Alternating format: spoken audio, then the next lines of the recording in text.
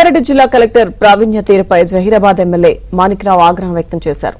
ఇందిరమ్మ ఇళ్ల మంజూరులో ఆమె ఇష్టారాజ్యంగా వ్యవహరిస్తున్నారని అసంతృప్తి వ్యక్తం చేశారు.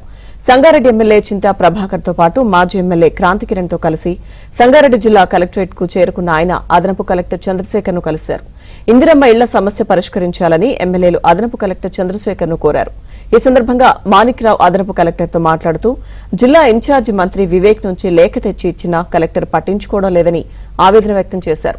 ఇందిరమ్మ ఇళ్ల లబ్దిదారుల ఎంపికలో అర్హులకు అన్యాయం జరిగితే చూస్తూ ఊరుకోబోమని ఆయన స్పష్టం చేశారు.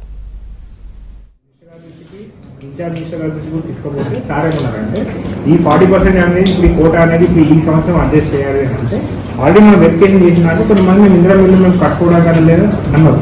సార్ ఇంకో విషయం ఏంటంటే మేము ఏదైతే మీరు ఎల్వాళ్ళ వ్యక్తులు అందుకెళ్ళి తీసి ఇచ్చినాం, మేము మా సొంతంగా రాసియలేదు, మేము ఎల్వాళ్ళకెళ్ళి తీసి ఇచ్చినాం. మరి ఎల్వాళ్ళకెళ్ళి మీరు మీకు అధికారులు చేసి సెలెక్ట్ చేసిన దాంట్లోకి ఇస్తే అవి కూడా ఇస్తలేదు. మేము ఏమైనా కొత్త కవిత్వం ఏమైనా రాస్తున్నామా? లిస్టులు అవసరం లేదు, ఇస్తారా ఇయ్యారే చెప్తుంది. ఇవ్వకపోతే నేను మొత్తం ఇస్తాం సార్, నేను ఇవ్వకపోతే నేను అందరూ తీసుకుని వస్తాను. ఇది ఇస్తాం సార్, ఎట్లా ఇస్తాం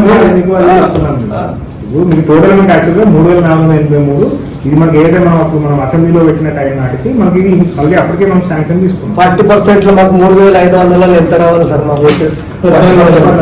మరి పట్టణ పద్ధతుల్లో పళ్ళు 1200 అది కూడా చేస్తాం సార్. అవసరం లేదంటే దానం ఇస్తున్నారు సార్.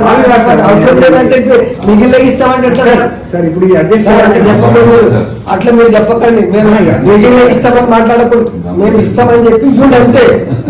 కట్టుకోలేదు మేము దానం ఇస్తున్నామంటే ఎట్లా? మిగిలిన ఇస్తున్నామంటే ఎట్లా? ఒక్క విషయం సార్, మేము కూడా ఆ 40% ఇచ్చింది అడ్వాన్స్ ముందే ఇచ్చాము. ఇంకప్పటికీ ఇల్లు రాలేదు, ఇంకెవరికి శాంక్షన్ కాలేదు.